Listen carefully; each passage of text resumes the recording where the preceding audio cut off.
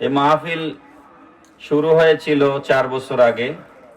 শুরু থেকেই আমি আছি, এলাকাবাসী, যুবক ছেলেরা এবং এলাকার মুরব্বীরা মহব্বত করে আমাকে আপনারা প্রত্যেক বছর দাওয়াত দিচ্ছেন। আল্লাহ পাক আপনাদের এই মহব্বতকে আল্লাহ এবং আল্লাহর রসুলের জন্য কবুল করুন। এবং প্রতি বছরের মতো এবারও আপনারা প্রত্যেক বক্তাকে নির্দিষ্ট বিষয় দিয়েছেন। বিষয়ভিত্তিক মাহফিলে আলোচনা অত্যন্ত গুরুত্বপূর্ণ। আর না হলে একই বিষয়ে সব বক্তা অনেক সময় কথা বলেন।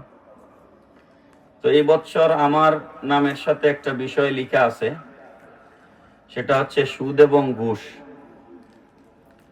প্রথমে একটা জিনিস আপনাদেরকে বুঝতে হবে, মানুষের জীবন জীবিকা টাকা পয়সা ছাড়া চলে না। কথাটা ঠিক না বেঠিক? আমাদের শরীরের নির্দিষ্ট কিছু আমিষ, প্রোটিন, ভিটামিন এগুলার চাহিদা আছে আমাদের শরীরে। সেগুলা না দিলে আপনার শরীর গড়ে উঠবে না। সেই জন্য আল্লাহ পাক রব্বুল আলামিন পৃথিবীতে মানুষকে পাঠানোর আগেই, তার মায়ের পেটে থাকতে এখনো সন্তান জন্ম হওয়ার 4-5 মাস বাকি, তার আগেই মায়ের বুকের মধ্যে আল্লাহ তার রিজিকের ব্যবস্থা করে দেন। বড় করে বলেন না সুবহানাল্লাহ। তাহলে রিজিকের মালিক কে? আওয়াজ করে বলেন, রিজিকের মালিক কে? আল্লাহ।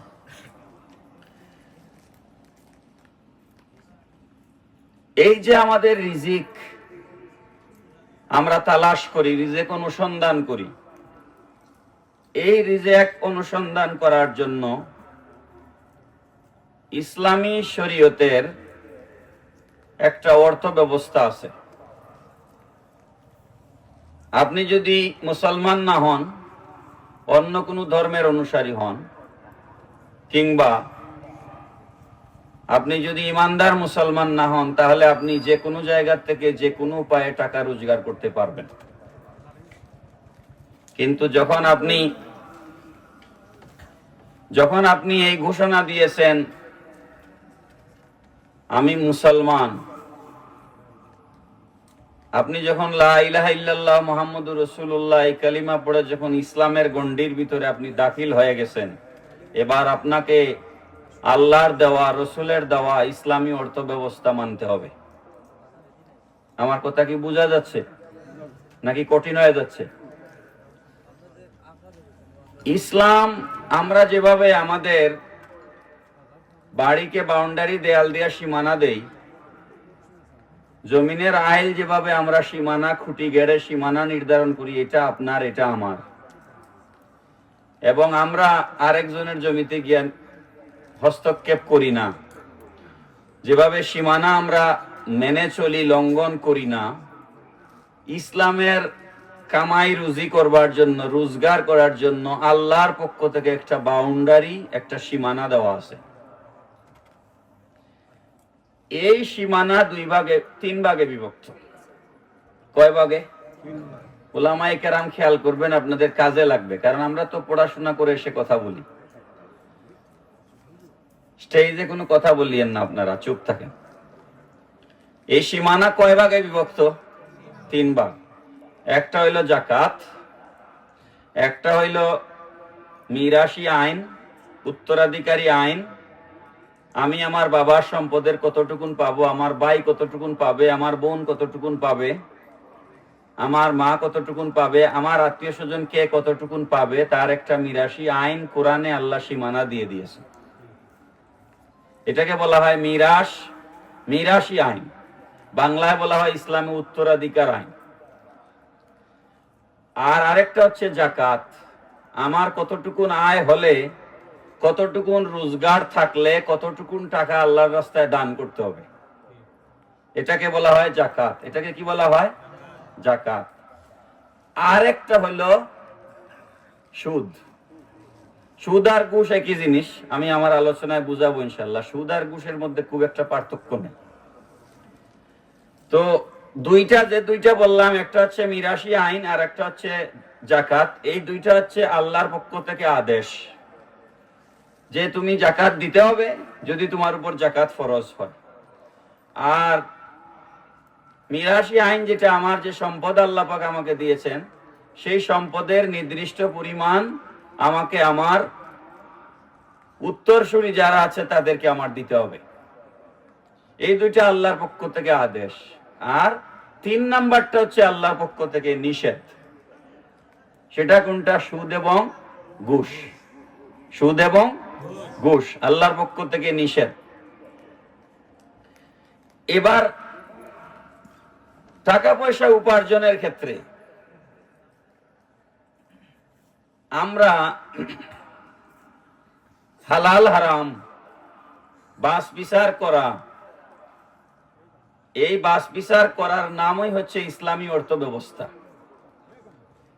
আমি একটা হাদিস শরীফ আপনাদেরকে সংক্ষেপে শোনাচ্ছি, তারপরে মূল আলোচনায় যাব।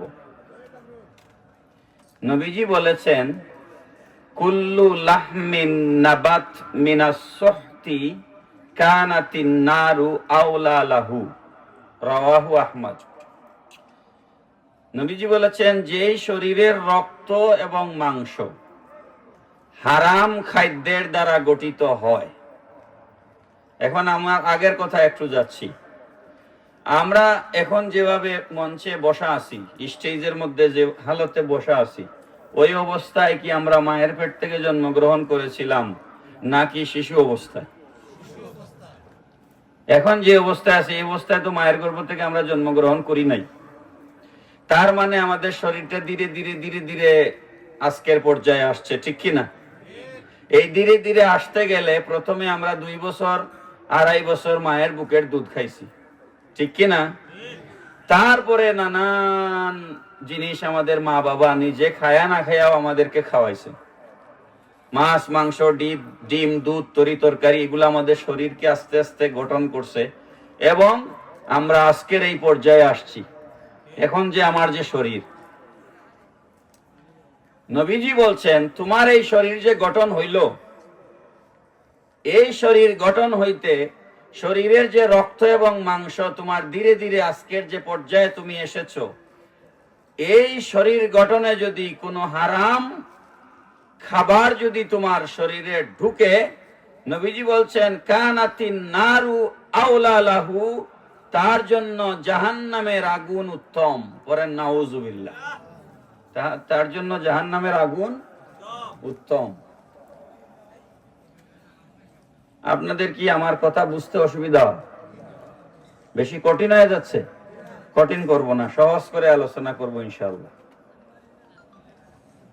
এখন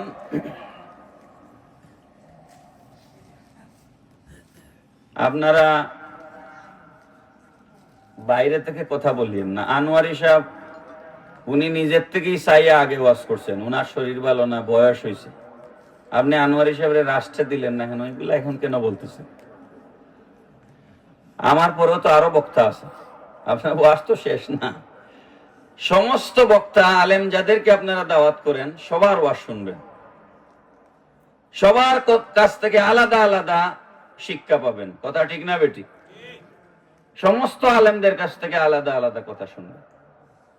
একদম আসর থেকে জোহর থেকে যারা ওয়াজ করছেন তারাও বড় বড় আলেম, হয়তো তারা বড় বড় বক্তা না। বক্তা আর আলেম এক জিনিস না তো। আমি পোস্টার দেখছি তো, এখানে গুরুত্বপূর্ণ উলামায়ে কেরাম বয়ান করছে। একদম জোহরের পর থেকে এখানে বিষয়ভিত্তিক আলোচনা হয়েছে, নাকি হয় নাই? তখন হয়তো আমরা আসি নাই, গুরুত্ব দেই না। আমরা মনে করি রাত 10টা 11টায় যিনি আসবেন তিনি বড় বক্তা। কথাটা ঠিক না। আপনারা যত বক্তা আসবেন সবার আলোচনা শুনবেন। যাই হোক, আসেন, শরীর যে আমাদের গঠন হলো, শরীরের যে উপাদান, এই যে আমাদের শরীরের রক্ত মাংস, এটা যে গড়লো, এই শরীর গঠন হইতে আমাদের খাদ্য লাগে। কি লাগে? এই খাদ্য আমরা কেউ ব্যবসা করে উপার্জন করি, কেউ চাকরি করে উপার্জন করি। আমাদের সব কিছুর মূল কি? আমরা টাকা বেতন পাই চাকরি করে, আমরা ব্যবসা করে দোকান থেকে লাভ করি, এই সব কিছু দিয়েই তো আমরা বাচ্চাদের জন্য চকলেট, চিপস কিনে নিয়ে আসি, বাজার থেকে মাছ তরকারি কিনে নিয়ে আসি। আমাদের যে উপার্জন, সেই উপার্জন, যে টাকা আপনি ইনকাম করতেছেন ব্যবসা করে কিংবা চাকরি করে, সেই টাকা যদি হালাল না হয়, নবীজি বলছেন এই শরীর জাহান্নামের আগুনে জ্বলার জন্য উপযুক্ত। পড়েন নাউযুবিল্লাহি মিন যালিক। এখন আমি আপনাদের সামনে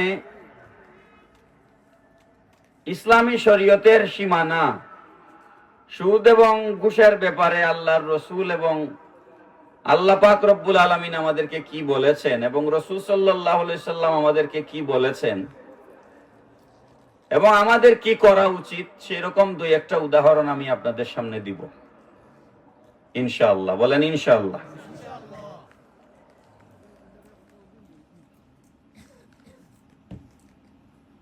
নবী পাক সাল্লাল্লাহু তাআলা আলাইহি ওয়াসাল্লাম ইরশাদ করেছেন,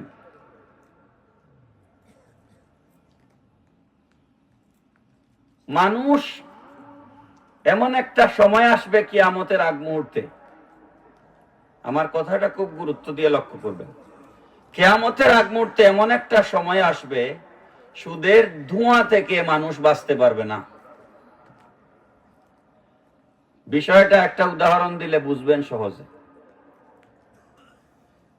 আপনার পাশে যদি কেউ সিগারেট খায় আর আপনি যদি সিগারেট না খান, আপনার অভ্যাস নাই, পাশে একজন সিগারেট খাইলে তার ধোঁয়া আপনার নাকে এসে ঢুকেনি, ঢুকে কি ঢুকে না? ঢুকে। যেমন ধরেন আমার বাবা, ওনার জীবনে আমার জানা মতে ব্যাংকে ওনার কোনো অ্যাকাউন্ট নাই। এখন উনি শতভাগ দৃঢ়ভাবে বলতে পারেন যে আমি সুদ থেকে মুক্ত, ব্যাংকে আমার কোনো অ্যাকাউন্টই নাই, কোনো লেনদেনই নাই, আমি পরিশ্রম করছি, খাইছি। কথা ঠিক না বেটি?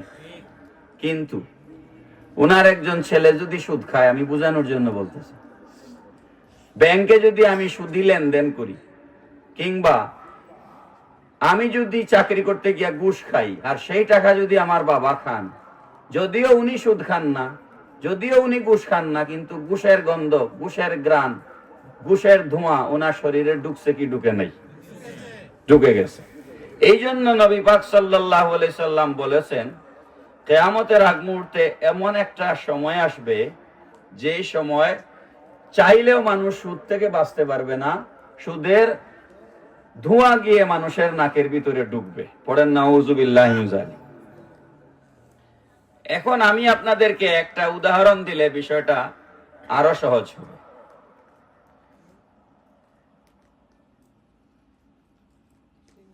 আমার এক ছাত্র পুলিশের এসপি, সে একদিন আমাকে বলতেছে, পুলিশের এক আইজিপি, সাবেক আইজিপি পুলিশের, বাংলাদেশের, যিনি পুলিশের হেড ছিলেন, আমি নাম বলছি না, বলতেছে যে জোর করে বাড়িতে এসে মানুষ তার বাসায় এসে জোর করে 5 কোটি টাকা, 10 কোটি টাকা, 1 কোটি টাকা, 2 কোটি টাকা ঘুষ দেয়া যায়। সে কিন্তু বলে নাই আমারে ঘুষ দাও। এখন তার 100 কোটি টাকার একটা প্রজেক্ট আছে, সেই প্রজেক্ট ওই পুলিশের এখানে প্রয়োজন আছে। এখন ওই পুলিশের মুখ বন্ধ করার জন্য 100 কোটি থেকে সে নিয়ে 10 কোটি তার বাড়িতে জুড়ে দিয়ে আসতেছে। বুঝছেন নি আপনারা বিষয়? ঘুষ কিন্তু সবাই চাইয়া খায় না, অনেক সময় জুড়ে দেওয়া হয়। নাকি জুড়ে কোথাও ঘুষ দেওয়া হয় না? দেওয়া হয়। চাকরির জন্য অনেক মানুষ টাকার বস্তা নিয়ে হাঁটে। যে চাকরিদাতা সে বলে নাই আমারে টাকা দাও, কিন্তু যে চাকরি পাইতে চায় সে টাকার বস্তা নিয়ে হাঁটতেছে। এই যে বাসায় নিয়ে জোর করে যে মানুষ টাকা দেয়, আমাকে এক পুলিশ অফিসার একদিন আমাকে বলতেছে যে আমি তো চাই নাই, আমাকে আনিয়া জাসিয়া দিছে, তো আমার দোষ কি? এরকম ঘুষখোর অফিসার আছে না নাই? শুধু পুলিশ ঘুষ খায় বিষয়টা এরকম না, পুলিশের মধ্যে আল্লাহওয়ালা মানুষ আছে, 5 ওয়াক্ত নামাজিও আছে। সরকারি এমন কোন সেক্টর নাই যে ঘুষ নাই। এই যে আমাদের রাস্তাঘাট নির্মাণ হয়, এই যে ঢাকা সিলেট মহাসড়ক এখন 6 লেন হচ্ছে, বা এই যে আমাদের ধরেন টেংরা তারাবাসা যে রাস্তা বা শমশাননগর তারাবাসা যে রাস্তা, এগুলো যে কাজ হয় বা যে ব্রিজ হয়, এই রাস্তাগুলা আমাদের সাবেক মরহুম অর্থমন্ত্রী জনাব এম সাইফুর রহমান, উনি এক বক্তৃতায় উনি বলেছিলেন যে সরকার থেকে যে 100 টাকার বাজেট হয়, এই 100 টাকার মধ্যে 84 টাকা দুর্নীতি হয় আর 16 টাকার কাজ হয়। সাইফুর রহমান সাহেবের বক্তব্য, 100 টাকার মধ্যে 84 টাকা দুর্নীতি হয়। এই দুর্নীতির ভাগ ঢাকায় মন্ত্রণালয়, সচিবালয়, সেখান থেকে ভাগ হইতে হইতে একেবারে এলাকার পাতি নেতা পর্যন্ত আসে। কথা বলেন ঠিক না বেটি? এখন 100 টাকার মধ্যে 16 টাকার কাজ হয় আর 84 টাকা দুর্নীতি হয়। 100 টাকার মধ্যে যদি 50 টাকার কাজ হইতো, তাইলে এই দেশ সোনার দেশ হয়ে যেত না? 100 টাকার মধ্যে মাত্র 16 টাকার কাজ হয়। এটা হচ্ছে আমাদের দেশের ঘুষের একটা চিত্র আমি আপনাদের সামনে বললাম। সরকারি এমন কোন অফিস নাই যে অফিসে ঘুষ নাই। কথাটা ঠিক না বেটি? আমি এখন আপনাদেরকে একটা হাদিস শরীফ শোনাবো, তারপরে বিচার আপনারা করবেন। ওই হাদিস শরীফ অনুযায়ী বিচার আপনারা করবেন। নবীজি কি বলেছেন বা নবীজির নীতিমালা কি ছিল? আল্লাহর রাসূল সাল্লাল্লাহু আলাইহি ওয়াসাল্লাম একজন যাকাত আদায়ের কর্মচারী নিয়োগ করে। একটু খেয়াল করেন তো কথাটা। সরকারি চাকরি যারা করেন, সরকারি চাকরিজীবীদের বেতন, সরকারি চাকরিজীবীদের বেতন কোথার থেকে হয় আপনারা জানেননি? এই যে ধরেন একজন ডিসি, এসপি, ওসি, উপজেলা নির্বাহী অফিসার, এরা সবাই সরকারি চাকরিজীবী না? এদের বেতন কে দেয়? আমাদের টাকা। হ্যাঁ, এদের বেতন কে দেয়? এখন আপনি বলবেন আমি কেমনে বেতন দিলাম, আপনি কেমনে বেতন দিলেন, এটা বুঝতে হবে।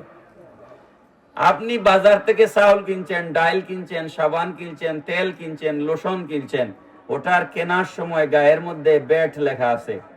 ওটার দাম ছিল 20 টাকা, ব্যাট আসছে আরো 5 টাকা, মিলিয়ে হয়েছে 25 টাকা। কথার কথা বুঝানোর জন্য বলতেছি। ওই 20 টাকা কোম্পানি পাবে আর 5 টাকা সরকারের ফান্ডে চলে যাবে। এই যে মোবাইলে আমরা কথা বলি, হ্যালো বলি, মোবাইলে যে এমবি বলেন আপনারা, সহজে বোঝানোর জন্য বলতেছি। 100 টাকায় 15 টাকা মোবাইলের সরকারি খাতে যায়। শতকরা কত টাকা?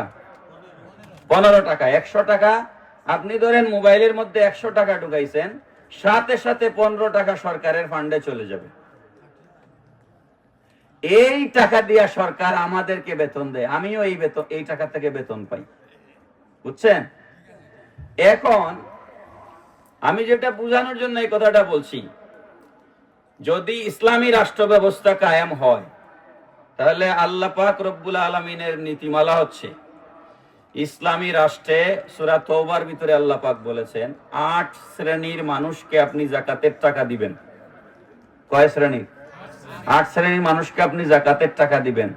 এখন সাধারণ জনগণের কাছ থেকে যাকাতের টাকা যে আদায় করবে, উসল করবে, সেই উসল করার জন্য লোক লাগবে না? সেই লোক সরকার নিয়োগ দিবে, আর যাকাত আদায়ে নিয়োজিত কর্মকর্তা কর্মচারীদের বেতন যাকাতের পয়সা থেকে দেওয়া যাবে। এটা হইল আল্লাহর নিয়ম। কার নিয়ম? আল্লাহ এই নিয়ম দিয়েছে। নবীজি একজনকে এক এলাকায় যাকাত আদায়ের জন্য পাঠাইলেন।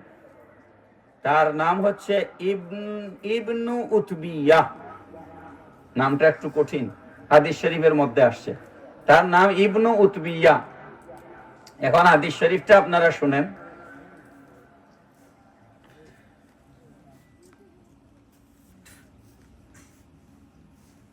ফালাম্মা কাদিমা ক্বালা হাযা লাকুম হাযা উহদিয়া লি ক্বালা ফাহাল্লা জালাসা ফি বাইতি আবিহি আও বাইতি উম্মিহি ফায়ানজুরু ইহুদা লাহু আমলা।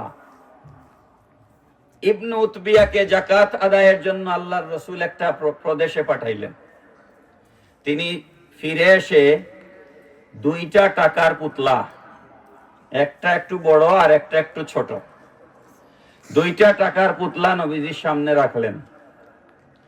রেখে তিনি বললেন, হাদিস শরীফের 12টা আলেমরা খেয়াল করেন, হাজা লাকুম ও হাজা উহদিয়া লি।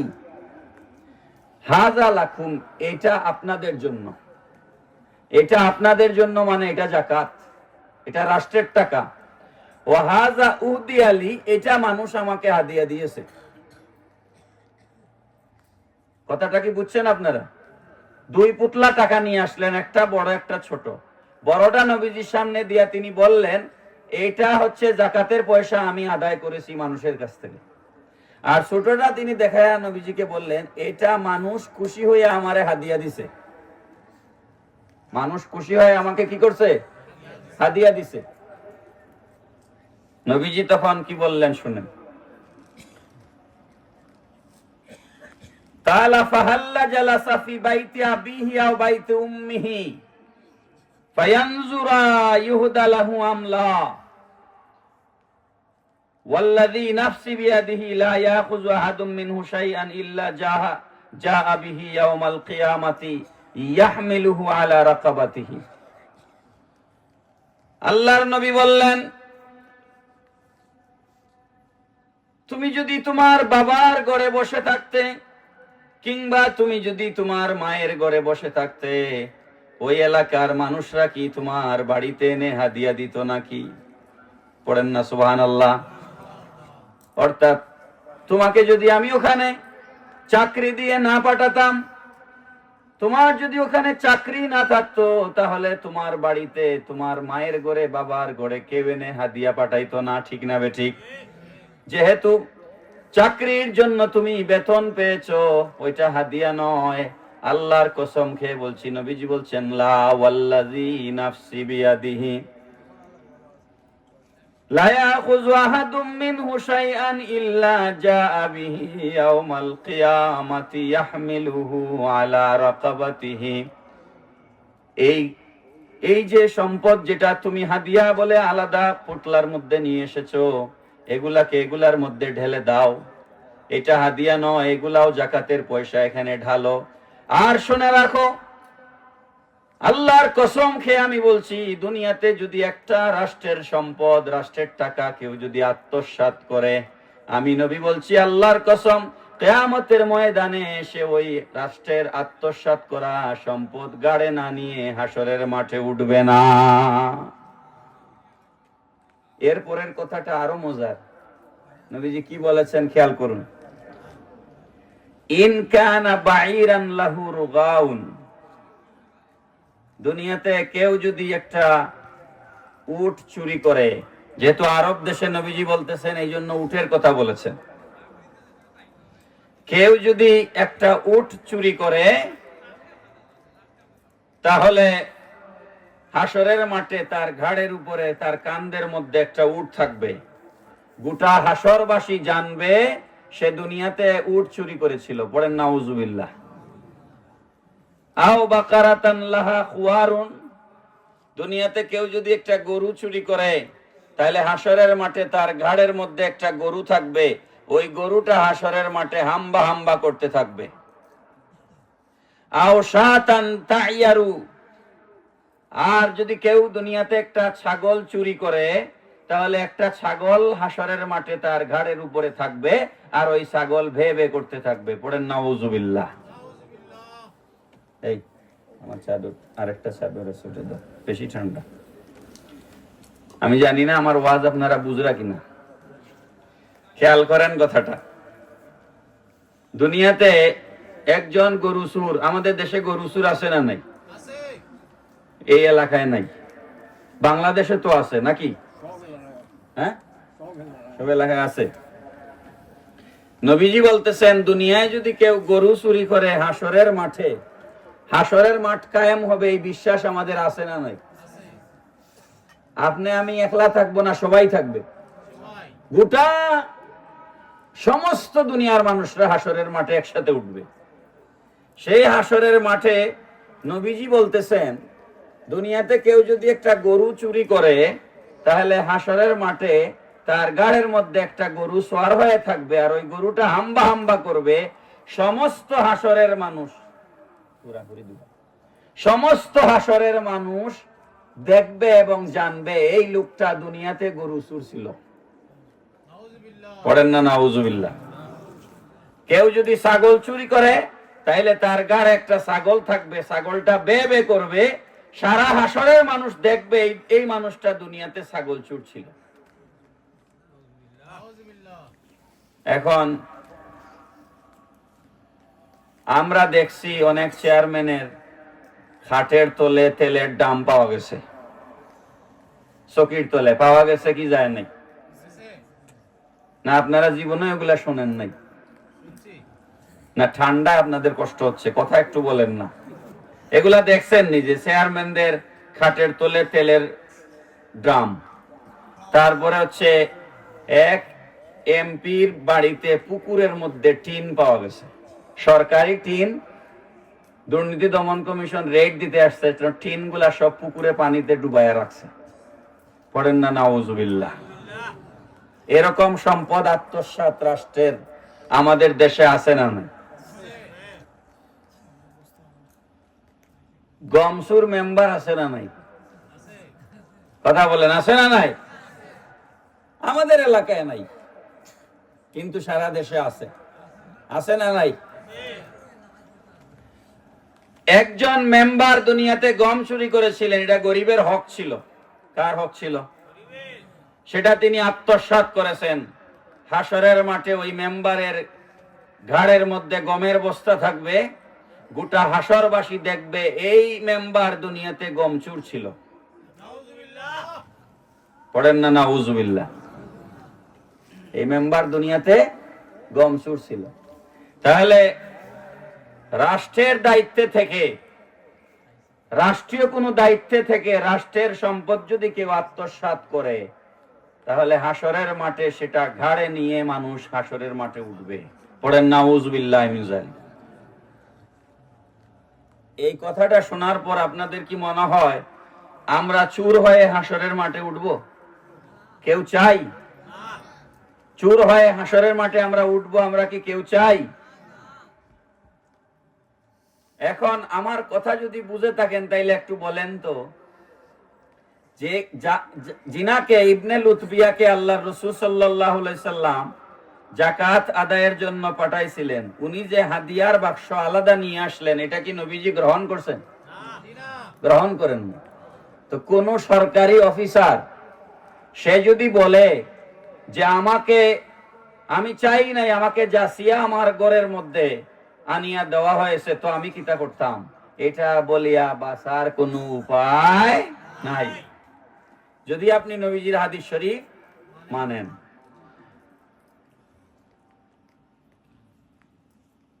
এক কাউন্সিলর, আমি নাম বলবো না, তার বাসায় একজন গেছেন একটা কাজে আর কি, তো নিয়ে গেছে মিষ্টির কার্টুন, বুঝছেন? কেউ বাসায় গেলে তো আমরা কিছু নিয়ে যাই। এখন ওই কার্টুন ঘরে দিছে, ইনি নতুন কাউন্সিলর হয়েছে আর কি, তো তার সবকিছু সবাই জানে না। তার বউ তো আগের অভিজ্ঞতা নাই, নতুন কাউন্সিলর হয়েছে। তো মিষ্টির কার্টুন যখন ঘরে নিছে, বউ যখন কার্টুনের ওই যে দড়ি খুলছে, খোলার পরে দেখে মিষ্টির কার্টুনের বাক্সে টাকার বান্ডিল। মিষ্টির কার্টুনের বাক্সে, আমি বাস্তব ঘটনা আপনাদেরকে বলতেছি, মিষ্টির কার্টুনের ভিতরে টাকার বান্ডিল। এখন বউ আসিয়া কইতেছে এটা তো মিষ্টি না, এটা তো টাকা। কাউন্সিলর চুপ কর, চুপ কর, চুপ কর, পরে মাতুম, পরে মাতুম। তো আল্লাহ,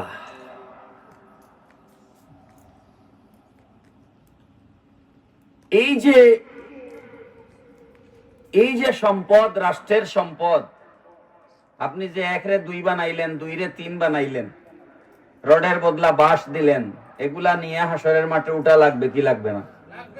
এই সবগুলো নিয়ে হাসরের মাঠে আপনাকে উঠতে হবে।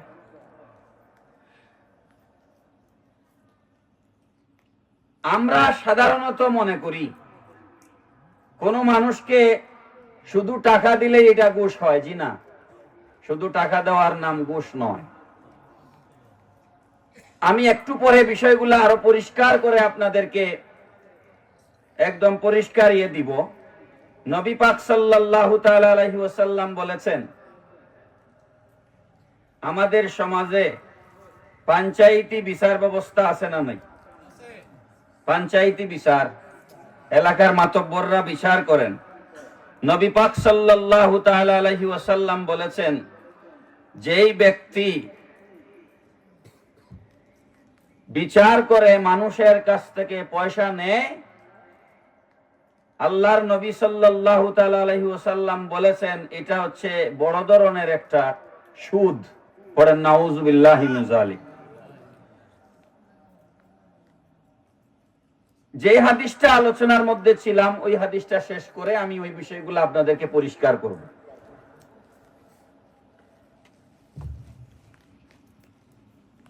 সুম্মা রাফা বিয়াদিহি,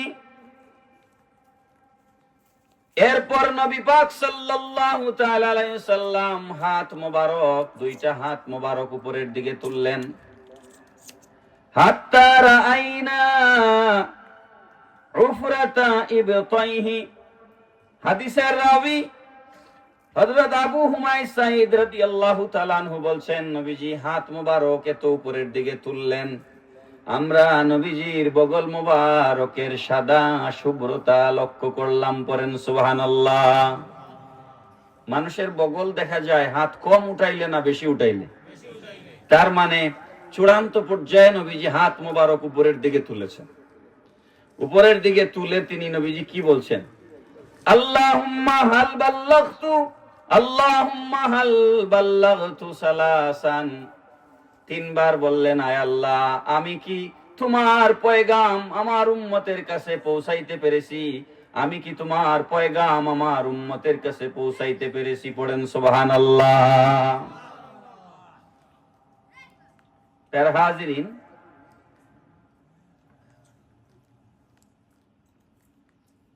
খন্দকের খায়বারের যুদ্ধ থেকে নবীজি ফিরে আসতেছেন।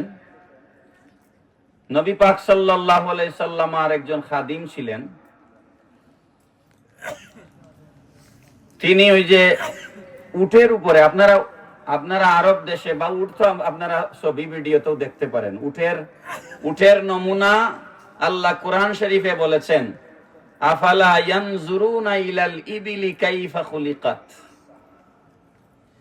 উটের পিঠ পাহাড়ের মতো উঁচা করে আল্লাহ বানাইছেন।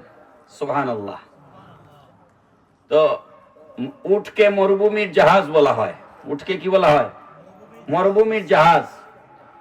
আরব দেশের মানুষরা যখন গাড়ি আবিষ্কার হয় নাই, পেট্রোল আবিষ্কার হয় নাই, ভেহিকল আবিষ্কার হয় নাই, তখন তারা উটের উপরে সওয়ার হয়ে এক দেশ থেকে আরেক দেশে যাইতেন, জেহাদে যাইতেন উট এবং ঘোড়ার উপরে সওয়ার হয়।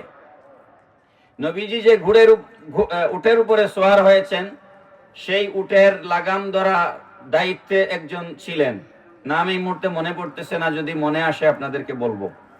তো উটের উপরে, খালি উটের উপরে কোনো মানুষ বসতে পারে না, উটের উপরে একটা সিট বসানো হয়, এটাকে বলা হয় হাওদা। এটাকে কি বলা হয়? হাওদা, উটের হাওদা। নবীজি কোথাও উট থেকে নিচে নামলে ওই সাহাবী হাওদাটাকে নামাইয়া নিচে দিতেন, আল্লাহর রাসূল সেটার উপরে বসতেন। তো জিহাদ থেকে ফিরে আসার পথে মক্কা শরীফ মদিনাতুল মুনাওয়ারায় পৌঁছার কিছু দূর আগে হাঁটতে হাঁটতে চলতে চলতে ক্লান্ত হয়ে আল্লাহর রাসূল এক জায়গায় বিরতি দিয়েছেন, বিশ্রাম নেবেন। ওই বিরতির সময় নবীজির উটের উপর থেকে ওই সাহাবী হাওদাটা নামাচ্ছেন। হাওদা নামাতে গেলে উপর থেকে নিচে রাখতে গেলে নুইতে হয়, মাথা নোয়ানো লাগে।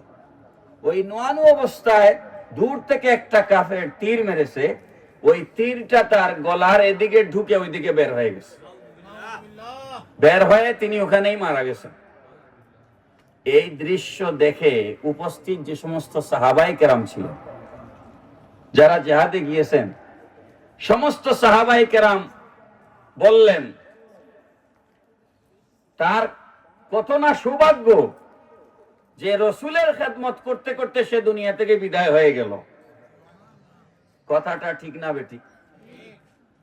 রসুলের খেদমত করতে করতে সে মারা গেল। নবীজি বললেন, সাহাবীরা আমার, আমি যা দেখি তোমরা তা দেখো না। আমি দেখছি সে জাহান্নামের আগুনে জ্বলবে। অবাক করা কথা, নবীর খাদিম। কার খাদিম? রাসূলুল্লাহর খাদিম ভাই। নবীজি বললেন, খাইবারের যুদ্ধের মধ্যে আমরা যখন বিজয় লাভ করেছি, কাফেররা যখন পালিয়ে গেছে, গনিমতের মাল হিসাবে আমরা তেমন কিছু পাই নাই, সোনা গয়না কিছু পাই নাই।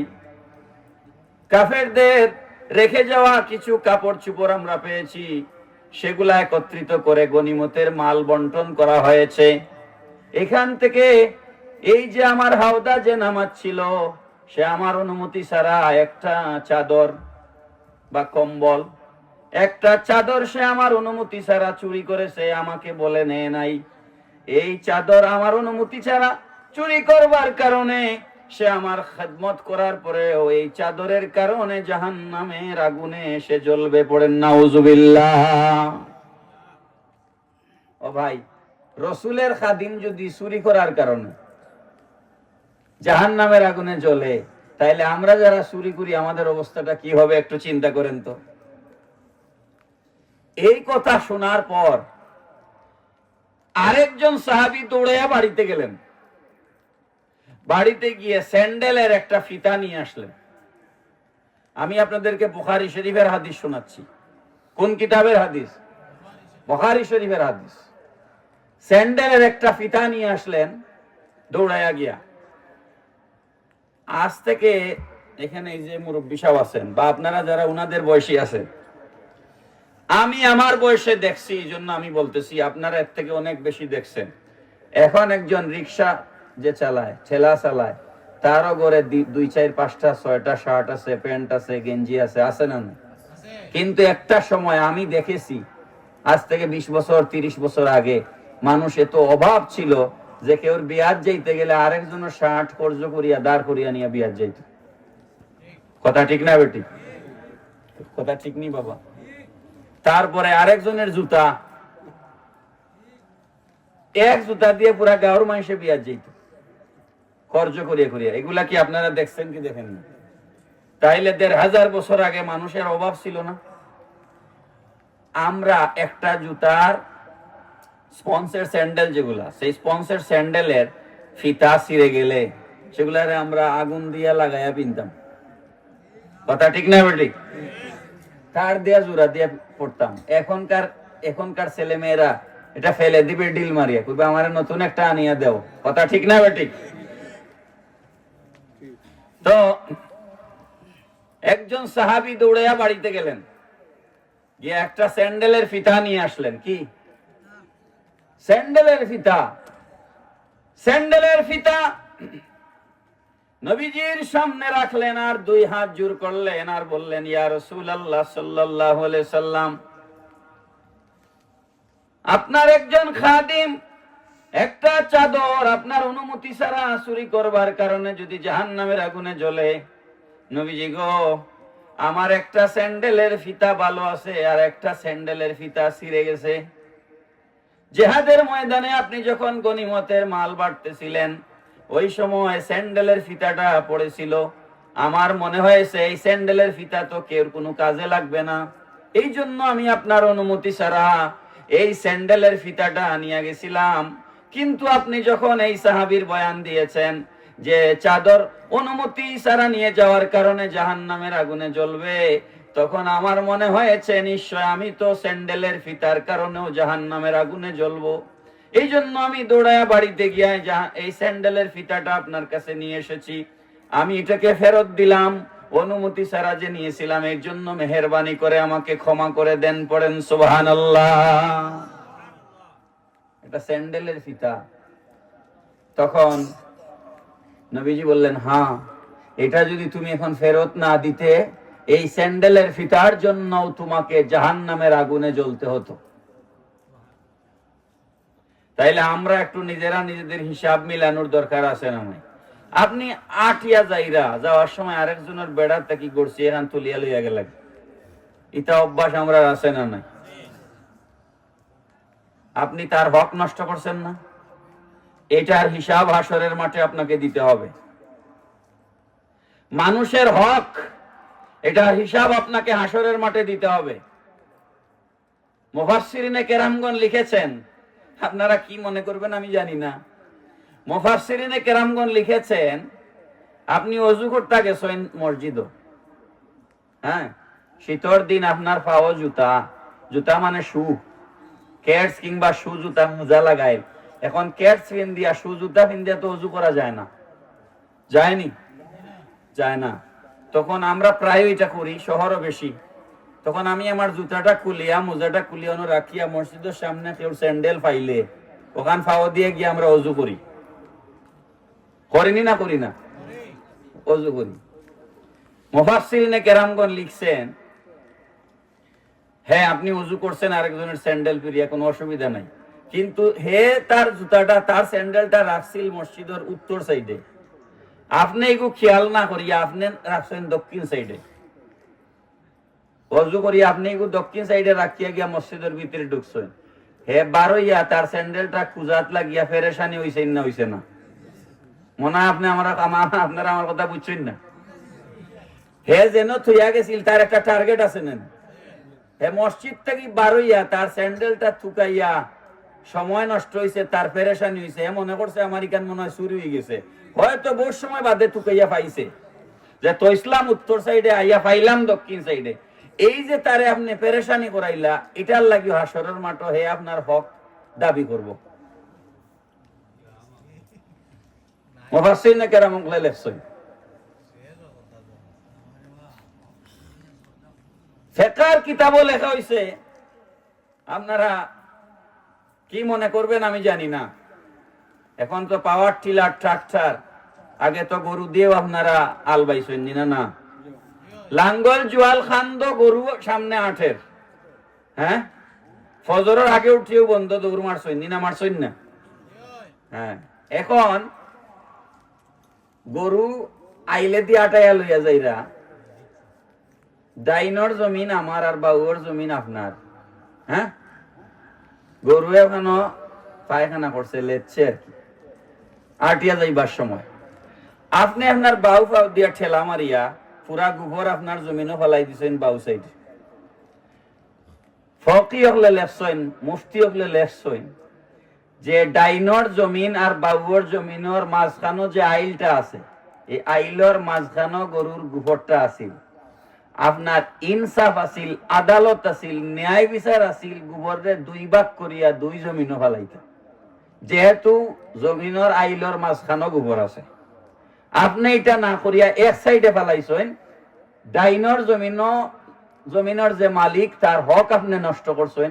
হাসরের মাঠ গোবরের লাগি আল্লাহর আদালত বিচারের কাঠগড়াতে আপনার দাঁড়ানো লাগবে।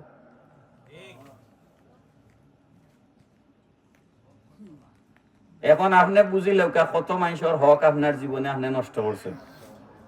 আমরা মাঝে এরকম মানুষ নাই না? আছি, দোকান থেকে বাকি খাইব আর এই দোকানের খান্দাবাই জীবনে যাইতো না, এরকম মানুষ আছে না নাই? হ্যাঁ, কত ব্যবসায়ী হলে যে ব্যবসা বন্ধ করিয়া তালা মারিয়া বাড়িতে গেছে খালি বাকির যন্ত্রণায়। কথা ঠিক না বেঠিক? এই যে আপনি তার কাছ থেকে বাকিয়া নিয়ে আপনার বউরে খাওয়াইলা, বাচ্চারে খাওয়াইলা, আপনি নিজে খাইলা, শরীরের রক্ত মাংস করিয়া উঠলো, আল্লাহ নবী কইছেন ও শরীর জাহান্নামের আগুনে জ্বলবো, ও শরীর জাহান্নামের আগুনে জ্বলবো। আমি একটা আমার পারিবারিক একটা গল্প কই আপনারা, এইটার মধ্যে শিক্ষা আছে। আমার নানা আপনারা অনেকেই চিনবা, আমার নানা মুন্সি আনফর উদ্দিন রহমতুল্লাহ, তাই বিভিন্ন জায়গাত মক্তব পড়াইতা, অনেকেই তান্ডে চিনইন, নইয়া নইয়া আটতা, তাই গাছ থেকে পড়িয়া কোমর ভাঙ্গি গেছে, আম গাছের উপরতেই পড়িয়া। আপনারাও পড়াইছে, বহু মসজিদে তাই পড়াইছে। তো আমি ছোটবেলা যখন ধরেন ক্লাস 7, 8 ওরকম পড়ি আর কি, তো আমারে লইয়া আমার নানায় বাজারও যাইতা, বাজারের ব্যাগ টাইন বইতে তান অসুবিধা হইতো, তান তো নইয়া নইয়া আটতা। আমার নানিয়ে তামাক খাইতা, তামাক। তো তামাক কিতা দি বানাইলো আপনারা তো জানোই। তো তামাকর মাঝে তামাকর বানাইতে গেলে সিটা লাগতো, সিটা। টেরাবাসা বাজারও একমাত্র দরর গড় ছাড়া আর কোনো গড় সিটা মিলতো না টেরাবাসা বাজারে, ঠিক নাই নি? তো আমি তো এই সময় ছোট এলাম, তো সিটা কিনতে গেলে গটি বাটি লগে লইয়া যাওয়া লাগতো। আর আগে যারা বাজার করতা পলিথিন আসিল নি বাবা, আমি তো কলই দিয়া দুসইন দিয়া কলই দিয়া বাজার আমিও করছি। আগে তো মানুষে বাজারও কলই লইয়া যাইতা, এখন না পলিথিন বার হইছে, বাড়াইয়া দেশ ধ্বংস করছে। তো এখন গটি সিটার গটি লইয়া গেছি, সিটার বাটি ওটা দড়ি দিয়া বান্ধা, আতর মাঝে দড়ি দিয়া বান্ধা সিটার বাটি। তাই আবার খুব মজা করতা, ফটিক দর যে তান বাপ এই খুব রসিক মানুষ আসলা, বেঞ্চ তাকে নানি দোকানও সিটার বাটি লইয়া গেলে সিটা দিতে গেলে একটু আতুত পড়ি যায়, তো সব কাস্টমার বিদায় করার বাদে সিটার কাস্টমার তো দেখো বেঞ্চের 14 নম্বর হবো হকলোর বাদে তোমারে দিন। আমার দান কথাটা মনে রয়েছে। তো সব বাজার করার বাদে এদিন আর সিটা কিনবার ঠেকা নাই। 8 আনা 1 টাকা লবণের কেজি আমি দেখছি, আমি আমার নানার লগে বাজার করতে গিয়ে আমি নিজে দেখছি 1 টাকা 2 টাকা লবণের কেজি। তো এখন সিটা কিনতে হয়তো 5 টাকা লাগবো কিংবা 4 আনা লাগবো, ও টাকা টান গেছে নাই। দাওয়াত দিতা মাইসে, আমি আমার নানার লগে বহুত মানুষের বাড়ির দাওয়াত খাইছি। তো দাওয়াত খাওয়াই তো মানুষে খুব মজার মজার খানি, আর খানির বাদে হাতিয়া দিত 2 টাকা 5 টাকা। আমার নিজের চৌকট দেখা আমি কইলাম 2 টাকা হাতিয়া দিত তান রে মুন্সি সাহেব, আতর মুটির মাঝে মুন্সি সাহেব হই। এখন দেখা গেল 2 টাকা 5 টাকা যে দিছে এর ধনী মানুষ, বুঝছেন? 5 টাকা বহুত টাকা। এখন সিটা কিনার টাকা নাই, আমি তাই সিটা কিনছই না, বাড়ির যাইলাম কি আমরা। তো আমি কইলাম নানাজি ডাকতাম, তো আমি কইলাম নানাজি সিটা বাকিত লইলাও, কালকে পয়সা দিবা এনে, তোমারে তো তাই বাকিত দিবা। তো আমার নানার এই কথাটা, এটা একটা সবক। আমি এর লাগি ঘটনাটা আপনারা কইলাম, এবং এই সবকটা আমি আমার সারা জীবনের লাগি আমি নিজে গ্রহণ করছি। আমার জীবনে আমি সবকটা গ্রহণ করছি। আপনারাও যদি এরকম সবক গ্রহণ করেন, আপনার জিন্দগি অন্য লাগানো হইব। তো আমি আমার নানারে কইলাম যে সারা জীবন বাজার করো, তার দোকান থেকে একদিন সিটা বাকিত দিতে নাইনি, বাকিত লইল। তো আমার নানায় উত্তর দিল, আজকুর আজ যদি আমি মরি যাই, হ্যাঁ আজ রাত যদি আমি মরি যাই, তাইলে এই দোকানের যে সিটার টেকা যে বাকিত রইল, ইগুন তোল্লা এই খবরও খাইবা, তামাক খাইবা তোমার নানিয়ে, আর ডান্ডা খাইমু খবরও আমি। ইজাত ফিরিতি আমার কাছে নাই। ইজাত ফিরিতি আমার কাছে নাই। হ্যাঁ, ইজাত ফিরিতি আমার কাছে নাই। আমার টেকা থাকলে নিমু, না থাকলে নাই। বাকিত খাওয়াই আমি কয়বরও তার হক লইয়া যাইতে রাজি না। আমি এটা আমল করছি আলহামদুলিল্লাহ। আমি জানা মতে আমার কাছে কোনো মানুষের পয়সা পাইতেন না, কোনো দোকানদারও নাই, কোনো ব্যক্তিগত মানুষও নাই। আলহামদুলিল্লাহ আমি এটা করি না। আমার কাছে পয়সা থাকলে আমি বাজার করি, না থাকলে নাই। আলহামদুলিল্লাহ আল্লাহ এমন ভাবে চালাইরা, কোনদিন মানিবে কত টাকা আছে কোনদিন গুনিয়েও দেখি না। আলহামদুলিল্লাহ, ওখানে আলহামদুলিল্লাহ, আলহামদুলিল্লাহ। তো কিন্তু কেউ পয়সা পাইতা ইনশাআল্লাহ কেউ কোনোদিন কইতা পারত না যে আমি এমদাদ সাহেবের কাছে পয়সা পাই। আপনি যদি এই সবকটা গ্রহণ করেন যে আমার থাকলে খাইমু, না থাকলে নাই, আপনি যে বাকির দোকান থেকে আনলা, খাওয়াইলা বউ বাচ্চারে, গুশ খাইলা, মিশা মাতলা, দান্দামি করলা, এই যে কুরবানির ঈদ আইব, হায় রে দলালি।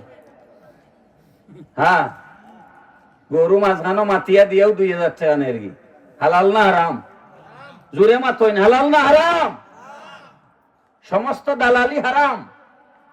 সমস্ত দালালি কি হারাম? সমস্ত দালালি যে কিনছে তার অসুবিধা নাই, এ তো জানে না কিন্তু মাঝখানো যোগ্য দালালি করে, মাঝখানো যোগ্য দালালি করে, মাতিয়া মাঝখানো মাতিয়েও 5,000 টাকা, মাঝখানো মাতিয়েও 2,000 টাকা। এটা হালাল না হারাম? হারাম। এটা ঘুষ। এটা কি? এটা দালালি। আমরা কই দালালি, ব্রোকার, ইংরেজিতে কয় ব্রোকারি। এটা হইলো হারাম, এটা ঘুষ। এই ঘুষটা কি আপনার বাঁচতে হইব? আপনি যে টাকা আনিয়া আপনার বাচ্চারে খাওয়াইরা, আপনার বউরে খাওয়াইরা, এগুলা বউ বাচ্চাই আপনার ইয়ে দিত না, আপনার হিসাব আপনার আল্লাহর কাছে আপনার দিতে হইব। মুহতারাম হাজিরিন, আমি আপনার একটা হাদিস শরীফ শুনাই, খেয়াল করুক হাদিস শরীফটা। নবী পাক সাল্লাল্লাহু আলাইহি ওয়াসাল্লাম বলছেন, আল্লাহর হাবিব সাল্লাল্লাহু তাআলা আলাইহি ওয়াসাল্লাম ইরশাদ ফরমাচ্ছেন, মান শাফাআ লি আখিহি বিশাফাতিন ফাদা লাহু হাদিয়াতান আলাইহা ফাকাবিলাহা ফাকাদ আতা বাবান আযীমান মিন আবওয়াবির রিবা। কেউ যদি কোনো কাজের জন্য সুপারিশ করে,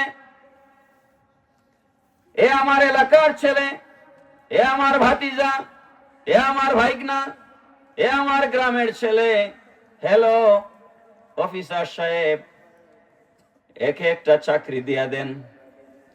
এই সুপারিশ করা জায়েজ আছে, কিন্তু সুপারিশ করিয়া যদি চাকরি যে পাইলো তার কাছ থেকে যদি কোনো হাদিয়া গ্রহণ করে, কোনো টাকা পয়সা গ্রহণ করে, আল্লাহর নবী বলছেন ফাকাদাতা বাবান আযীমান মিন আবওয়াবির রিবা, এটা সুদের একটা বড় দরজা দিয়া সে প্রবেশ করলো। পড়েন নাউজুবিল্লাহ। এজন্য কোন ধরনের সুপারিশ করে, সুপারিশের কারণে টাকা গ্রহণ করা হারাম, এটা সুদ। এটা কি? সুদ। মুহতারাম হাজিরিন, নবীজি বলছেন, قال الذهب بالذهب ربا إلا هاء وهاء والبر بالبر ربا إلا هاء وهاء والتمر بالتمر ربا إلا هاء وهاء والشعير بالشعير ربا إلا هاء وهاء। আল্লাহর হাবিব সাল্লাল্লাহু আলাইহি সাল্লাম বলছেন, সোনার বিনিময়ে সোনা, গমের বদলে গম, খেজুরের বদলে খেজুর, জবের বদলে জব বিক্রি করা, এটা হচ্ছে সুদ। এই জন্য আমাদের দেশে একটা সুদ প্রচলিত আছে, যেটা গ্রামীণ ভাষায় বলা হয় দানের উর। দানর উর আছে না নাই? দানর উর, এটা সুদ। দানর উর এটা কিতা? আমার কথা বুঝছেন না আপনারা? দানর উর তো আর আপনারা আমি বুঝাইয়া দেওয়া লাগতো না, এটা তো আপনারা জানেন। নবীজি কইরা যে আমি এখন বিপদে পড়ছি, হ্যাঁ আমি এখন বিপদে পড়ছি, এখন আমি কইলাম যে এটা ব্যাংক কিন্তু এই সুদ প্রচলিত আছে, আমি গিয়া কইলাম যে আমারও সোনা বন্ধক রাখিলাও, আমারও সোনা বন্ধক রাখিলাও। এই সোনার দাম বর্তমানে বাজারও 1 লাখ টাকা, হ্যাঁ, আর আমি 6 মাস পরে ও সোনা তোমার কাছ থেকে ফেরত নিবো, তখন আমি তোমার 1,20,000 টাকা দিব। ও যে সোনা, আমার সোনা আমি বন্ধক রাখি, আবার আমার সোনা আমি কিনলাম 20,000 টাকা বেশি দিয়া, ওটার নাম সুদ। এটার নাম কি? সুদ। তো দান আর ওর কিলা দে, দান রয়েছে এবার দান ইউ করছে না, আগুন মাস আইসিও না, হ্যাঁ চৈত মাসত আপনার অভাব লাগি গেছে, আপনি কি তা বললা যে ও আগুন মাইয়া দানোর দাম ধরিয়া এখন নি লাগি পয়সা আগুন মাসও দান দিমু, হ্যাঁ যেটা বাজারের মূল্য 800 টাকা কথার কথা, আর আপনি কি তারে দিলা 1200 টাকা, এই যে বাজারের মূল্য তো কি 400 টাকা বেশি দিলা তারে, এটার নাম সুদ। এটার নাম কি? সুদ। ইটা সুদ আমরা দেশে আছে না নাই? আর 100 টাকা 20 টাকা এই সুদ আছে নি আমরা দেশে? 100 টাকা 20 টাকা এই সুদ আমরা দেশে আছে নি? আছে না নাই? চাটিকাও নাই, তেরাও আশা আছে, সকল গান আছে। এখন শুনেন, এখন শুনেন নবী পাক সাল্লাল্লাহু আলাইহি সাল্লামে কিতা কইরা। আল্লাহর হাবিব রহমাতুল লিল আলামিন, উম্মতের দরদি, উম্মতের কান্ডারি নবী, আখিরি জামানার নবী সাল্লাল্লাহু তাআলা আলাইহি ওয়াসাল্লাম উম্মতদেরকে বাঁচানোর জন্য নবী পাক সাল্লাল্লাহু আলাইহি সাল্লাম ১৫০০ বছর আগে আমাদেরকে সতর্ক করে গেছেন। নবীজি বলছেন, ক্বালা রাসূলুল্লাহ সাল্লাল্লাহু আলাইহি ওয়াসাল্লাম, দিরহামু রিবা ইয়াকুলুহুর রাজুলু ওয়া হুয়া ইয়ালামু আশাদ্দু মিন সিত্তাতি ওয়া সালাসিনা জানিয়া। কেউ যদি জেনে শুনে একটা দিরহাম, জেনে শুনে একটা টাকা যদি কেউ সুদ খায়, জেনে শুনে একটা টাকা যদি কেউ সুদ খায়, সে যেন ৩৬ বার জিনা করলো। পড়েন নাউজুবিল্লাহ। ৩৬ বার জিনা করলে যে গুনাহ হয়, সুদ খাইলে সমান গুনাহ হয়। ৩৬ বার জিনা করলে যে গুনাহ হয়, সুদ খাইলে কি হয়? সমান গুনাহ হয়। তের হাজিরিন, আরেক হাদিসে নবী পাক সাল্লাল্লাহু তাআলা আলাইহি ওয়াসাল্লাম বলেছেন, যেই ব্যক্তি সুদ খাইলো সে যেন তার মায়ের সাথে জিনা করলো। পড়েন নাউজুবিল্লাহ। আমাদের মাঝে কোনো মুসলমান আসেনি যে তার মার লগে জিনা করব? যেটা আমরা কল্পনাও করতে পারি না। কিন্তু নবী বলতেছেন, যে সুদ খাইলো সে যেন তার মায়ের সাথে জিনা করলো। পড়েন নাউজুবিল্লাহি মিন যালিক। প্রিয় হাজিরিন, এখন এই যে সুদ, এই সুদের ব্যাপারে আজকে যে আয়াত আপনাদের সামনে তেলাওয়াত করেছিলাম, এই আয়াতের ভিতরে আল্লাহ পাক রব্বুল আলামিন কি বলতেছেন? আল্লাহ রব্বুল আলামিন বলছেন, আল্লাযীনা ইয়াকুলুনার রিবা লা ইয়াকুমুনা ইল্লা কামা ইয়াকুমুল্লাযী ইয়াতাখাব্বাতুহুশ শাইতানু মিনাল মাস। জিনে ধরা কোনো মানুষের যদি আপনারা কোনোদিন দেখে থাকেন, জিনে ধরছে,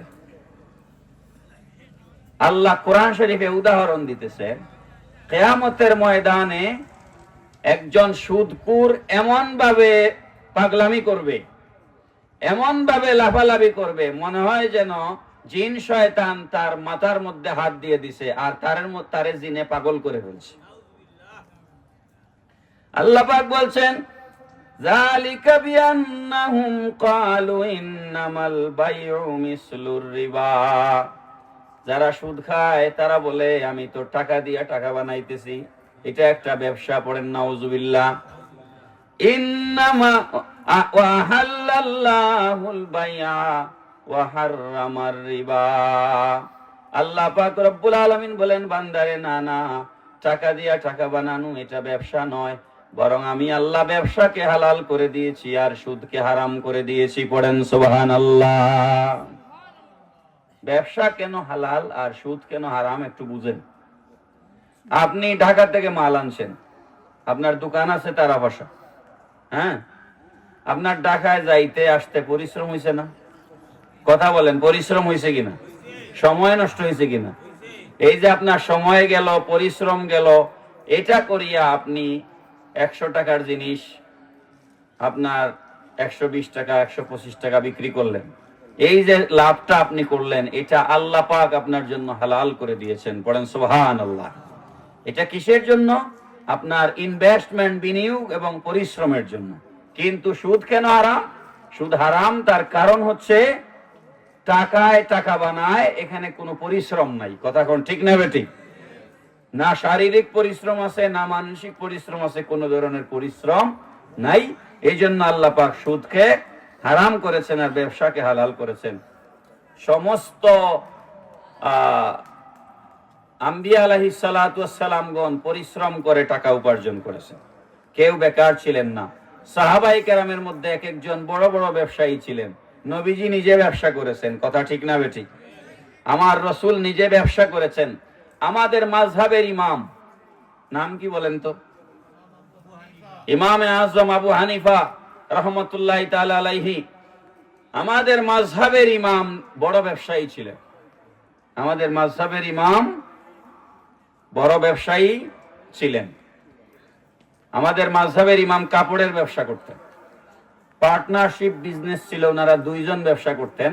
কারণ উনি তো ফতোয়া দিতেন, মসজিদে নামাজ পড়াইতেন, এই জন্য ব্যস্ত থাকতেন। এই কারণে আরেকজন পার্টনার ছিল ওনার সাথে, ইমাম আজম আবু হানিফা। উনি কত বড় সৎ ব্যবসায়ী ছিলেন, ওনার জীবনীর মধ্যে লেখা হয়েছে যে কাপড়ের একটা থানের মধ্যে কিছু বেজাল কাপড় ছিল। বেজার মানে একটু ছেঁড়া আছে বা ফাটা আছে। তো উনার পার্টনার যে, তাকে উনি বলতে ভুলে গেছেন যে এই থানটা বিক্রি করলে তুমি এই কাস্টমারকে এটা দেখাইয়া দিও, অথবা তুমি এই জায়গা বাদ দিয়া বিক্রি করিও। এটা উনার পার্টনার যে, তাকে উনি বলতে ভুলে গেছেন। এটা ভুলে গিয়া উনি চলে গেছেন, আর ওই উনার পার্টনার যে, সে ওই থান পুরাটা বিক্রি করে দিছে। উনি বিকেলবেলা আসিয়া জিজ্ঞেস করেন কাপড়ের ওই থানটা কই। তো উনার পার্টনার বলতেছে এটা তো বিক্রি হয়ে গেছে। তখন উনি বললেন সর্বনাশ, এটার মধ্যে তো একটু ঝামেলা ছিল, এটা কাস্টমাররে দেখাইয়া দেওয়া দরকার ছিল, নাইলে তো এটা একটা ধোঁকা হইলো। ঠিক কিনা বলেন? এখন এটার উপায় কি? কাস্টমারকে আমরা কোথায় খুঁজে পাবো? এখন কাস্টমারকে খুঁজে না পাইয়া ইমামে আজম ওই দিন সারা দিন দোকানে যা সেল হয়েছিল সব টাকা আল্লাহর রাস্তায় সদকা করে দিয়েছে। বড় করে বলেন না সুবহানাল্লাহ। হাদিস শরীফের মধ্যে এসেছে নবীজি মদিনাতুল মুনাওয়ারার বাজারের গলিতে গলিতে হাঁটতেন, ভ্রাম্যমাণ আদালত কায়েম করতেন, বাজার মনিটর করতেন। বাজারের গলির ভিতরে খেজুরের বস্তা নিয়ে, আপনারা যেভাবে শাক আনাজ তরকারি নিয়ে বাজারের গলির মধ্যে বসে বিক্রি করেন, মদিনার মানুষরা বাজারের গলির মধ্যে খেজুরের বস্তা নিয়ে বসে খেজুর বিক্রি করত।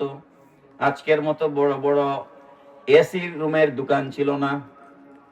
নবীজি খেজুরের বস্তার ভিতরে, নবীজি জুব্বা মুবারক উপরের দিকে টান দিয়ে উঠায়া বস্তার ভিতরে হাত মুবারক ঢুকায়া দিতেন, নিচের থেকে খেজুর বের করে তুলতেন। আমরার দেশে বড়ই বেছে, আঙ্গুর বেছে, আপেল বেছে, উপরে সুন্দর সুন্দর, নিচে পোষা আছে না নাই? এটা হচ্ছে ধোঁকা। এটা কি বলেন? এটা কি ধোঁকা? নবী পাক সাল্লাল্লাহু আলাইহি সাল্লাম বলেছেন, মান গাশা ফালাইসা মিন্না। ব্যবসার মধ্যে যে প্রতারণার আশ্রয় নেয়, ওজনে কম দেয়, আছে না নাই?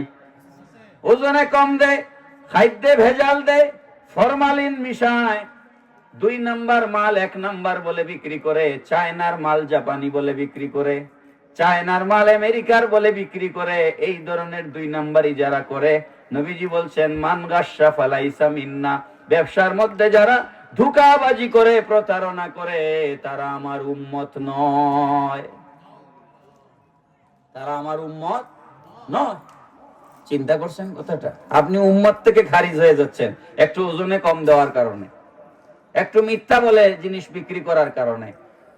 নবীজি বলেছেন আপনি ব্যবসা করেন, একটা জিনিসের দাম, খুব লক্ষ্য করবেন কথাটা, আপনি এটা বেচতে চাইতেছেন 200 টাকা, হ্যাঁ, একজন আসিয়া দাম করছে 180 টাকা। আপনি বললেন এটা 200 টাকা দাম হয়েছে, আমি বিক্রি করি নাই।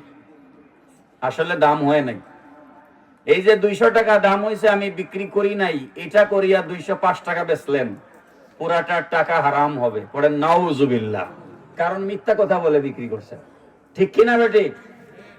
তারপরে নবীজি বলেছেন, হাদিস শরীফের মধ্যে এসেছে, আমার এখানে হাদিস আছে, আমি সময় কম, আমার তো আর 15 মিনিট আমার হাতে টাইম আছে, এরপরে বক্তা আসবেন। তো নবী পাক সাল্লাল্লাহু আলাইহি সাল্লাম বলেছেন, হে আমার উম্মতেরা, তোমরা তোমার আরেক মুসলমান ভাইয়ের, অপর ভাইয়ের লেনদেনের উপরে তুমি গিয়া কথা বলিও না, দরদাম করিও না। এটা নিষেধ হাদিস শরীফে। আপনি বাজারে একটা মাছের দাম জিজ্ঞেস করছেন, কথাটা বুঝেন আপনারা আমার? আপনি বাজারে একটা মাছের দাম জিজ্ঞেস করছেন, আমি পাশে দাঁড়ানো, যদি আমার ভেতরে ঈমান থাকে, তাহলে আমার দায়িত্ব হচ্ছে আপনি যদি ওটা না কিনেন, আপনি যদি চলে যান না কিনিয়া, তখন আমি ওটা দাম দর করে কিনতে পারবো। আর ওর দাম দর করা অবস্থায় আমার জন্য দাম দর করা হারাম। আমি কি বুঝাইতে পারি না এই কথাটা? কিন্তু আমাদের দেশে কি হয়, আমরা গিয়া প্রতিযোগিতা করি, কথা ঠিক না বেটি? বিশেষ করে জমি জমা কেনা বেচার ক্ষেত্রে। হ্যাঁ, একজনে দাম দর করতেছে, হে প্রাইভেট নিয়ে কয়, এরে দিস না, আমি তোরে দিলাইমু আরো 5,000 টাকা বেশি, কথা ঠিক না বেটি? হেরে দিস না, আমি তোরে দিলাই। আপনি যে কিনছেন আপনার কষ্টের টাকা দিয়া কিনছেন, আপনার কষ্টে উপার্জিত টাকা দিয়ে আপনি কিনছেন, কিন্তু আপনি আরেক মুসলমান ভাইয়ের উপর দরদাম করিয়া প্রতিযোগিতা করিয়া কিনবার কারণে আপনার পুরাটা সম্পদ হারাম হয়েছে। এটা আমার কথা না, রাসূলুল্লাহর কথা, রাসূলুল্লাহ সাল্লাল্লাহু আলাইহি ওয়াসাল্লামের কথা।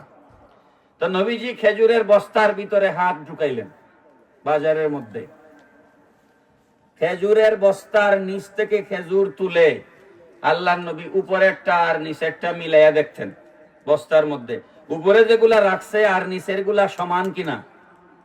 যদি সমান না হয় তাহলে আল্লাহর নবী তাকে শাস্তি দিতেন এবং তাকে এই বাজারে সিল করে দিতেন যে তুমি এই বাজারে আর জিনিস বিক্রি করতে পারবে না, কারণ তুমি ফ্রড, তুমি ধোঁকাবাজি করেছো। সুবহানাল্লাহ। এই যে নবীজি বাজারে চলাফেরা করতেন, হাঁটা চলা করতেন, এই জন্য মক্কার কাফেররা আমার রসুলকে বলতো, মালি হাযার রাসূল ইয়াকুলুত তা'আম ওয়া ইয়ামশি ফিল আসওয়াক। ইনি আবার কেমন নবী, ইনি দেখি বাজারে আমাদের মতো হাঁটা চলাফেরা করি, আর ইনি দেখি আমাদের মতো খাওয়া দাওয়া করে। এটা মক্কার কাফেররা বলতো, এই আকীদা কাফেরদের আকীদা। রসুল বাজারে হাঁটার কারণে, চলাফেরা করার কারণে রসুল আমাদের মতো মানুষ নন। কথা ঠিক না বেটে?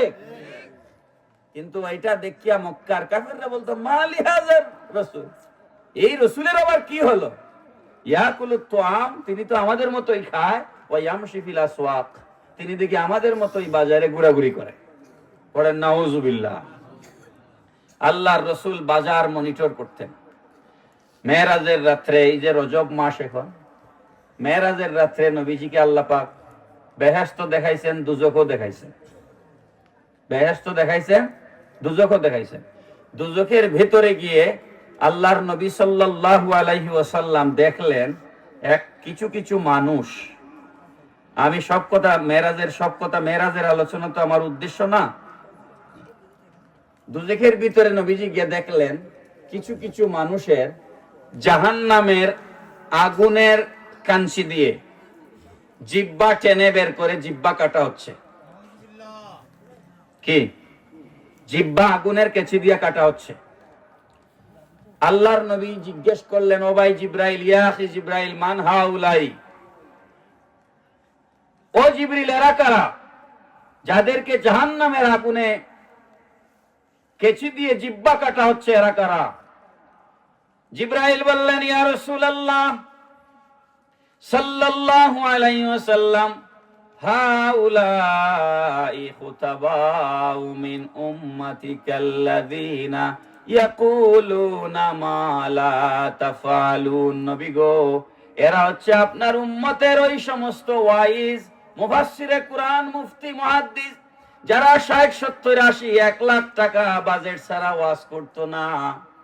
আপনার উম্মতের ওই সমস্ত বক্তা, ওই সমস্ত ওয়াইজ, যারা এমন ওয়াজ করত, মানুষকে ওয়াজ করত, কিন্তু নিজেরা আমল করত না। কথা কি বুঝলেন? এরা এই সমস্ত বক্তা যারা মানুষকে ওয়াজ করত। আল্লাহর রসুল খিদার যন্ত্রণায় পেটে পাথর বাঁধতেন, ওয়াজ করেনি? আল্লাহর রসুল খিদার কারণে পেটে পাথর বাঁধছেন, কিন্তু হে হেলিকপ্টার ছাড়া ওয়াজও যায় না। কথা ঠিক না বেঠিক? তাইলে তার ওয়াজে আর কাজে মিল আসেনি? ও ভাই বলেন না, ওয়াজে আর কাজে মিল আসেনি? তার ওয়াজে আর কাজে মিল নাই। হে ওয়াজ করতো উমর রাদিয়াল্লাহু তাআলা আনহু খেজুর পাতা বিছাইয়া মাটিতে ঘুমাইতেন, অর্ধ পৃথিবী শাসন করতেন, এটা হে ওয়াজ করতো, কিন্তু তার 1 লাখ টাকা না হইলে ওয়াজ হয় না। কথা ঠিক না বেটি? তার মানে তার কথায় আর কাজে মিল।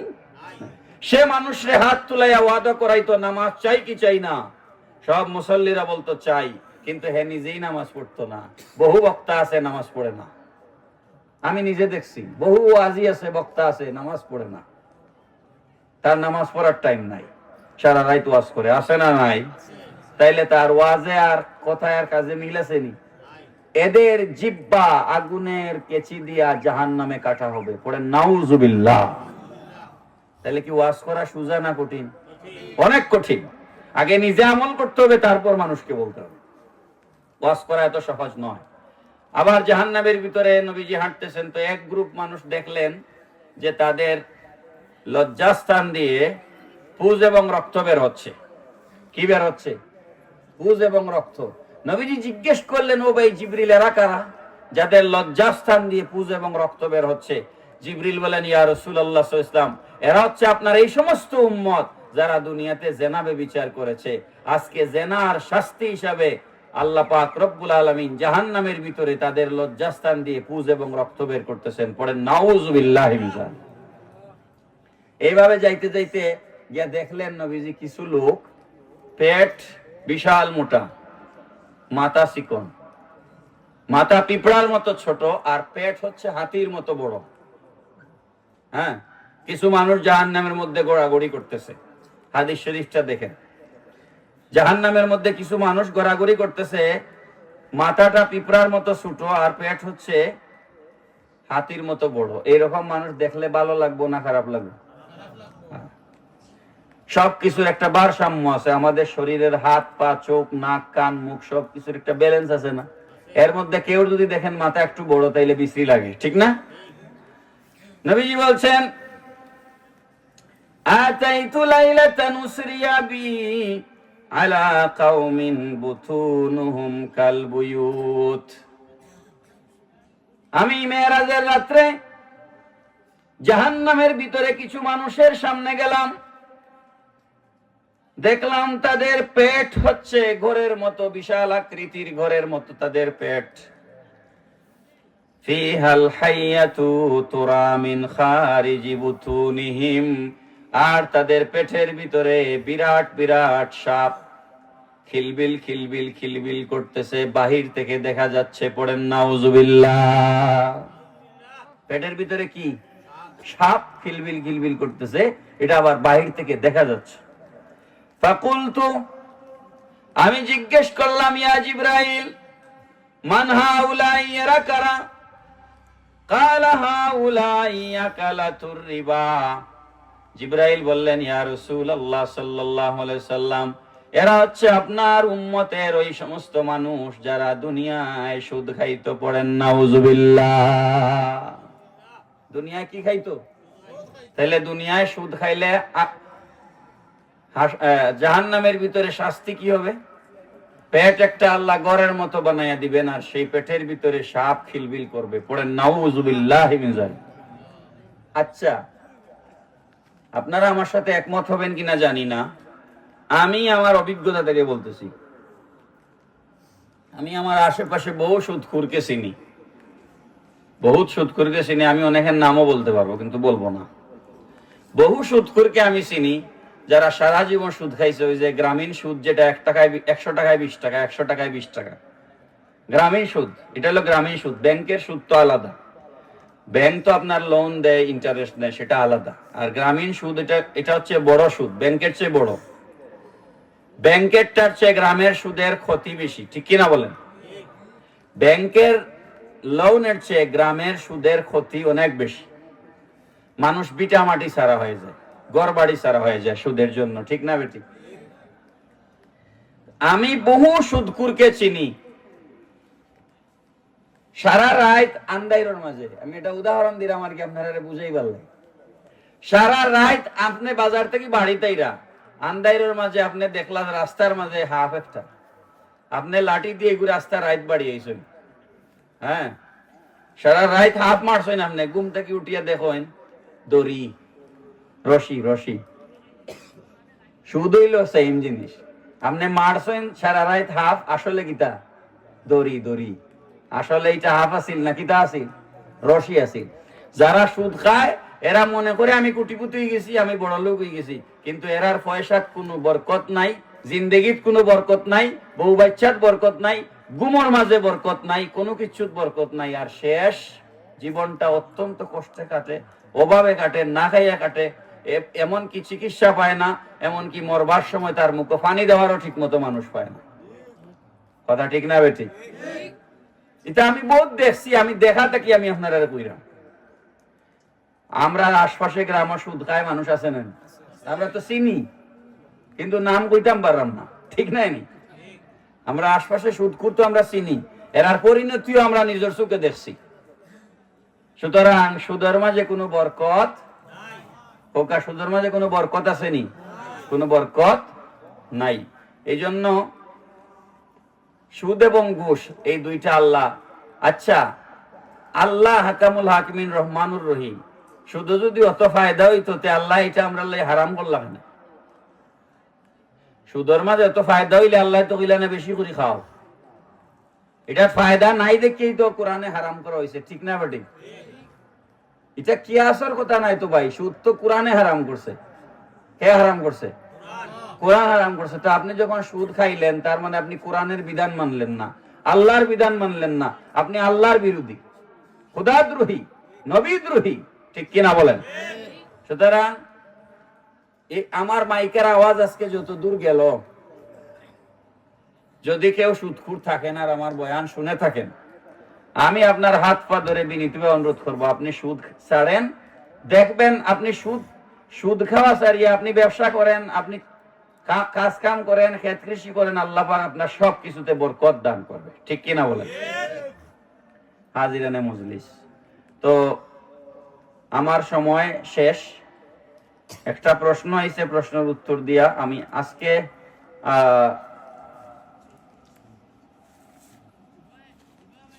আচ্ছা ওইদিকে আর যাই না। আগামী 17 জানুয়ারি, আজকে কত তারিখ?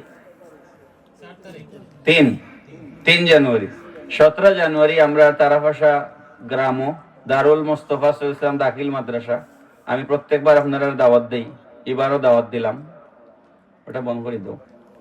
17 জানুয়ারি আমরা মাদ্রাসার সালানা জলসা, 17 জানুয়ারি আমরা কি বার্ষিক জলসা।